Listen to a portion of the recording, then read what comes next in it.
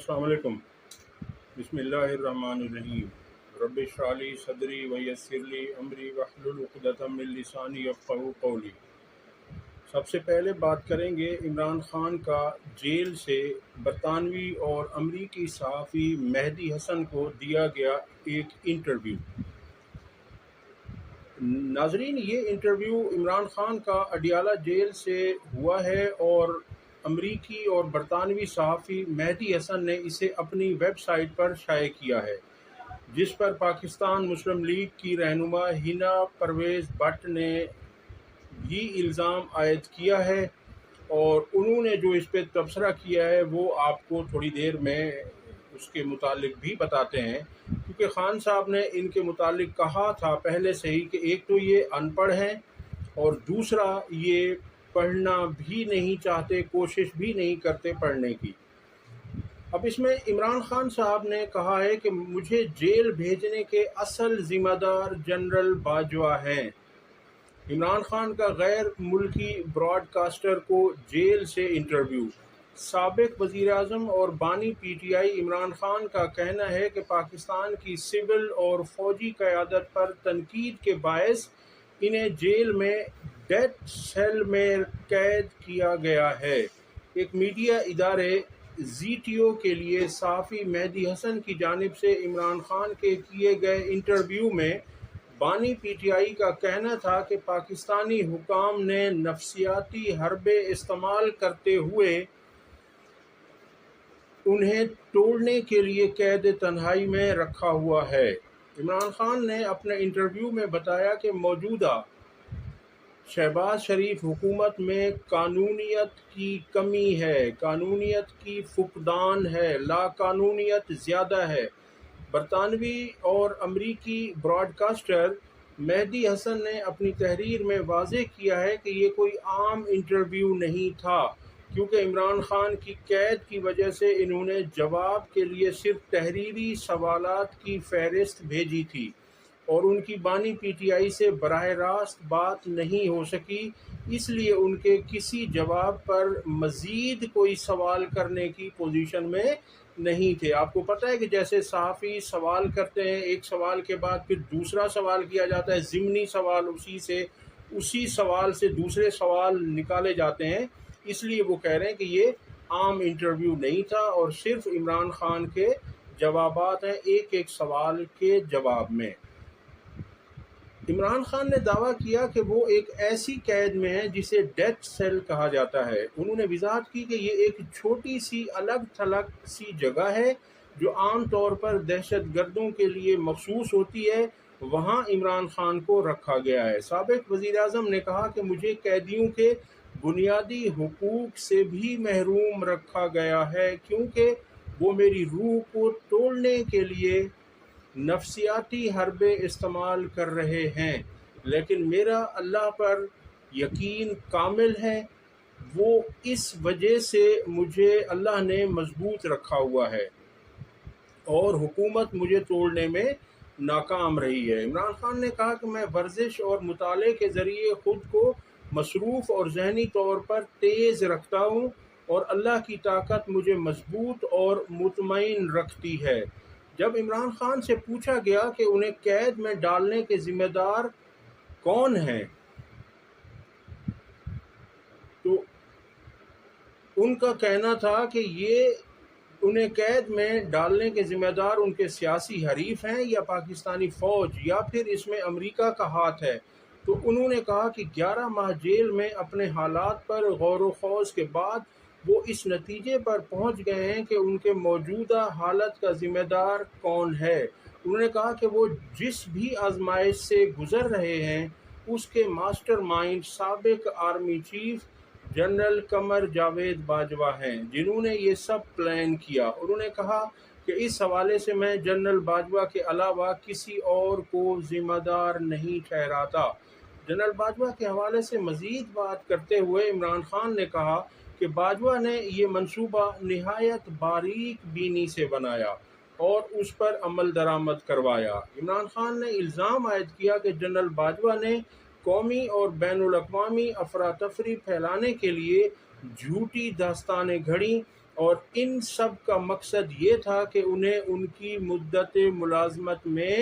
توسیع مل سکے۔ سابق وزیر اعظم نے کہا کہ جنرل باجوہ یہ بات سمجھنے سے قاصر رہے کہ ان کے اقدامات کا جمہوریت اور پاکستان پر کتنا اثر پڑے گا۔ اب آپ سے میں نے جو عرض کیا تھا کہ اس میں جو ہینا پرویز بٹ کا موقف تھا وہ یہ تھا کہ انہوں نے کہا کہ یہ پیڈ انٹرویو ہے، چونکہ صحافی نے اپنی ویب سائٹ پر لکھا ہوا تھا کہ یہ پیڈ انٹرویو ہے، تو اس پر مسلم لیگ نون کی رہنما ہینا پرویز بٹ نے اس بنیاد پر الزام عائد کیا کہ مہدی حسن کا یہ انٹرویو پیسے لے کر شائع کیا گیا ہے۔ سماجی رابطے کے پلیٹ فارم ایکس پر ایک پوسٹ میں انہوں نے ویب سائٹ پر شائع انٹرویو کی تصویر شائع کرتے ہوئے لکھا، پیسے لو انٹرویو دو۔ اس پر صحافی مہدی حسن نے ہینا پرویز بٹ کی پوسٹ کے جواب میں لکھا کہ بہت انٹرسٹنگ ہے، بہت زبردست اس نے ان کو جواب دیا جس جواب کی یہ مستحق تھیں۔ صحافی نے لکھا کہ برسر اقتدار جماعت سے تعلق رکھنے والی یہ پاکستانی سیاستدان سازشی تھیوری پیش کر رہی ہیں کہ مجھے عمران خان کا انٹرویو کرنے کے لیے ادائیگی کی گئی۔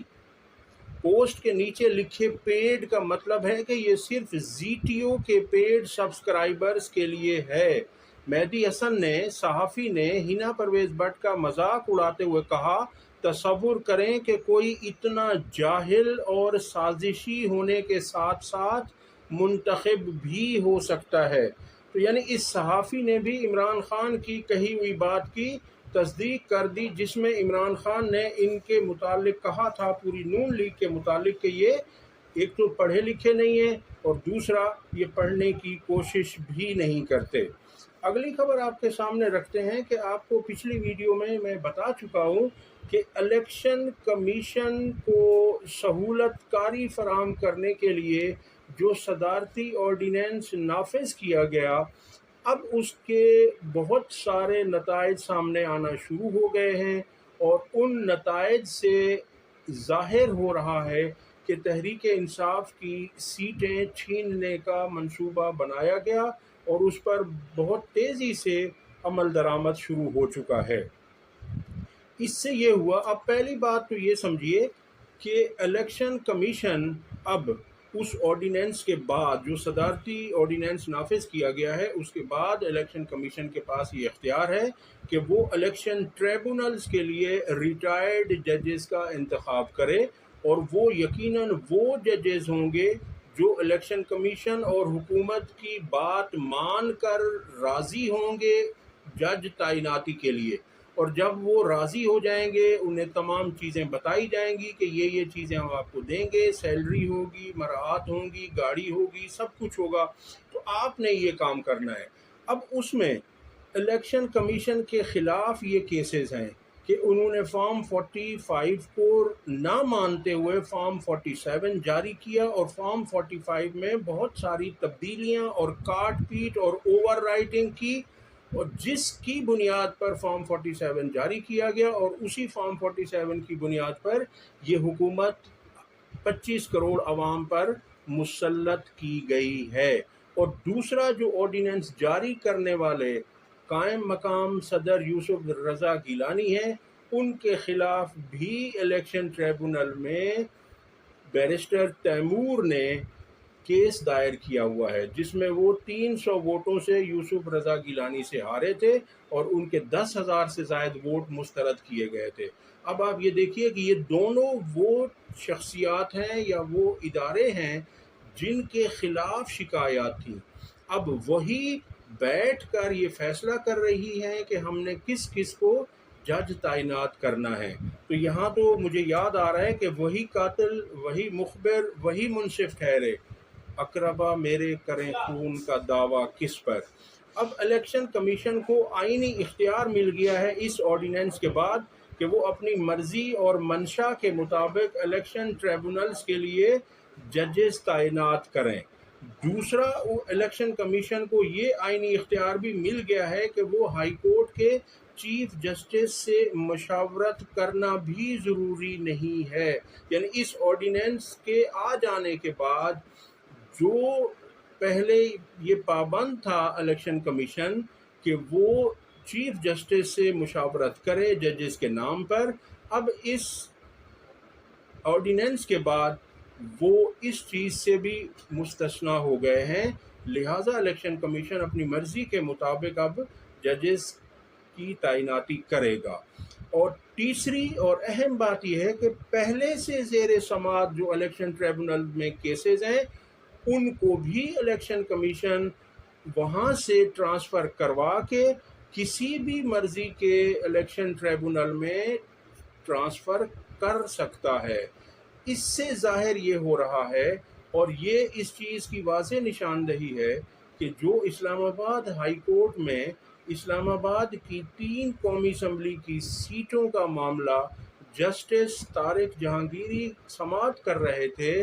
عین ممکن ہے کہ ان تینوں یعنی جو NA 46 NA 47 اور NA 48 کی سیٹیں تھیں ان کو بھی الیکشن کمیشن اب لگتا یہی ہے، اس کا قوی امکان ہے کہ جسٹس طارق جہانگیری کی عدالت سے وہ ٹرانسفر کر دی جائیں گی. تو یہ اس طرح کی یعنی یہ مکمل طور پر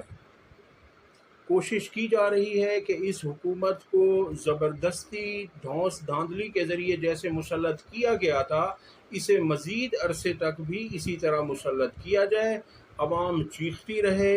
عوام جو کچھ بھی کرے، احتجاج کرے، چیخے، چلائے، روئے، پٹے، اس حکومت کو کوئی سروکار نہیں ہے. دوسری طرف انہی حکمران جماعتوں کے کچھ لیڈران جن میں خواجہ سعد رفیق ہیں، مولا بخش چانڈیو ہیں اور رضا ربانی ہیں، وہ ان آرڈیننسز کی مخالفت بھی کر رہے ہیں. ان کا کہنا ہے کہ یہ آرڈیننس جائز نہیں ہے، یہ نہیں لائے جانے چاہیے تھے. اگلی خبر آپ کے سامنے رکھتے ہیں کہ جو پنجاب حکومت نے بانی تحریک انصاف عمران خان کے خلاف سنگین کیسز کی تیاری شروع کر دی تھی، اس کے خلاف تحریک انصاف نے لاہور ہائی کورٹ میں انہیں چیلنج کر دیا ہے. لاہور ہائی کورٹ میں عمران خان نے لطیف خان کھوسہ کی مدد سے پٹیشن دائر کی ہے جس میں پنجاب حکومت کے اس اقدام کو چیلنج کیا گیا ہے. اب دیکھتے ہیں کہ کیا ہوتا ہے اس میں. اگلی خبر آپ کے سامنے رکھتے ہیں کہ کل جو عدت میں نکاح کا کیس تھا اسلام آباد کی سیشن عدالت میں جج شاہ رخ ارجمند نے اس کیس کو اسلام آباد ہائی کورٹ میں ٹرانسفر کر دیا. اب یہ آپ دیکھیے کہ کتنا بڑا ظلم ہے کہ اس اسٹیج پر جا کر جب فیصلہ محفوظ ہو جاتا ہے تو جج کسی بھی کیس کو کسی دوسری عدالت میں ٹرانسفر نہیں کر سکتا. اگر ٹرانسفر کرنا ہی تھا تو جب خاور فرید مانیکا نے پہلے اس جج صاحب پر اعتراض عائد کیا تھا تو اس کیس کو اسی وقت ٹرانسفر کر دیا جاتا اور وقت بچ جاتا. اس وقت جج صاحب نے کیس کو ٹرانسفر نہیں کیا اور خاور مانیکا کی اپلیکیشن کو رد کر دیا، مسترد کر دیا، ریجیکٹ کر دیا. اور اب عین وقت پر جب فیصلہ سنانا تھا اور تحریک انصاف کے لوگ فیصلہ سننے کے لیے عدالت میں موجود تھے تو اچانک جج صاحب نے یہ فیصلہ کیا جو غیر متوقع تھا، غیر منصفانہ تھا اور یہ خلاف قانون تھا. اسے اٹھا کر اس کیس کو یعنی اتنا ٹائم ویسٹ کرنے کی کیا ضرورت تھی؟ اگر جج صاحب نے اس کیس کو ٹرانسفر ہی کرنا تھا تو اس وقت کر دیا ہوتا. اب تو سارا کچھ ہو چکا ہے، گواہیاں ہو چکی ہیں، جرح ہو چکی ہے، جتنے لوگ تھے سب اس میں آ چکے ہیں، ان کی سماعت ہو چکی ہے اور اب اینڈ ٹائم پر جا کر اسے ٹرانسفر کر دیا گیا ہے. تو یہ سب ہماری تو سمجھ سے باہر ہے. اب تک کے لیے اتنا ہی، اگلی ویڈیو تک اللہ حافظ.